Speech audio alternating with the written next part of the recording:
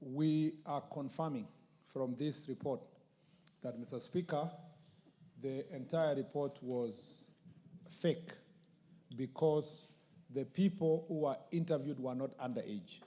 And that's why, Mr. Speaker, I went the whole length to read their names, their pseudonyms, Mr. Speaker, and who they are, what they do, and why, what was the motivating factor when they were posing as children.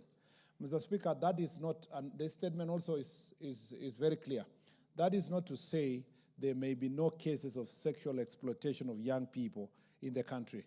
And Mr. Speaker, the security agencies, including the anti-trafficking unit, have done tremendous work since the days of Gilbert Dare, Mr. Speaker, among others, to make sure that these incidents are managed. But we still have cases of human trafficking, including those that come from neighboring countries passing through Kenya, or Mr. Speaker, young people that are being lured. They may be no underage, but being lured also for jobs abroad, and they suffer. And I answered questions in this chamber before relating especially young people from the northern part of the country. So that is not to say we are not grappling with issues of human trafficking, but as far as the BBC documentary is concerned, it was a hoax. It was Mr. Speaker, planned, executed in a manner to portray that there were underage girls that were, going through sexual exploitation, while in reality the people who were playing the game knew that they were not. Now, on the part of BBC, insofar as media ethics is concerned, it remains at large there to know whether, the first question is, why would someone promise financial reward in case information is going to be shared? Was the financial reward intended to get a good story that can be aired by BBC and therefore improve the well-being of the reporter? Or was it also the financial reward was actually part of the tricks that were being used by BBC to see if they can find actual young children, Mr. Speaker? And that remains also to be unraveled through the investigations. And Mr. Speaker, unfortunately, the conclusions that were being made brings to question an international media house like BBC in terms of verifying their sources, Mr. Speaker, before airing such a very explosive story. Be it as it may, we continue to take seriously cases of gender-based violence, sexual exploitation, trafficking, and child trafficking and human trafficking generally. We take them seriously, Mr. Speaker, whether or not it was contained in the BBC documentary, because it's a human rights issue and it is organized transnational crime that we must deal with together. And we all know that there are actual challenges where children are trafficked.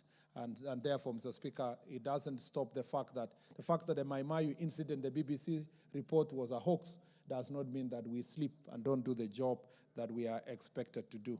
Mr. Speaker, what will be done? What about the people who are implicated in the documentary? Mr. Speaker, since then these were not children, Mr. Speaker, it becomes difficult to charge them or to take legal action against them, Mr. Speaker. However, investigation must go even further to establish... They have committed offenses, conspiracy to cause public despondency. I'm just saying the people who are implicated by those in the documentary, by saying X and Y is involved in child trafficking. Mr. Speaker... Point of order, Chair. Yes. Speaker. Sorry. Yeah. My point of order, Speaker, will be on the penal code. It's very clear that profiteering at all is a crime, specifically from soliciting for... Procuring? Yes. Soliciting? And profiteering. Yes. Are criminal offenses? Yes. So there are still enough grounds for the Cabinet Secretary or for the agencies to look for those specific women who have been actually interviewed. And if they gave false information, Mr. Speaker, they also should take action because they are also adding to what the BBC is doing. I think we are very clear on that one, and we agree with the honourable member. I meant and I thought I understood the question of Honorable Wangari to mean, what have we done to arrest those who were implicated in the documentary itself? You know, the documentary is mentioning names of certain people who are engaged in trafficking young girls for sexual exploitation. Mr. Speaker, and that's why I said, because the documentary itself is a hoax, then it's very difficult to charge the persons who have been implicated. However, there may be possibility that if you do the investigations about child abuse and trafficking and sexual exploitation, it may also be that it is true that those people have been mentioned. So the investigation will help us to understand whether those people, whether or not the documentary was a hoax, are also involved in child trafficking for sexual exploitation. Mr. Speaker, I beg to submit. Honorable Oroni, I've noticed you on phone for the last 40 minutes. And your colleagues, the member for Nairobi, has been shifting seats 3 times to avoid your nuisance. You are out of order. You are at liberty to use the speaker's holding room behind here to go and make calls, or go to the lobby out there.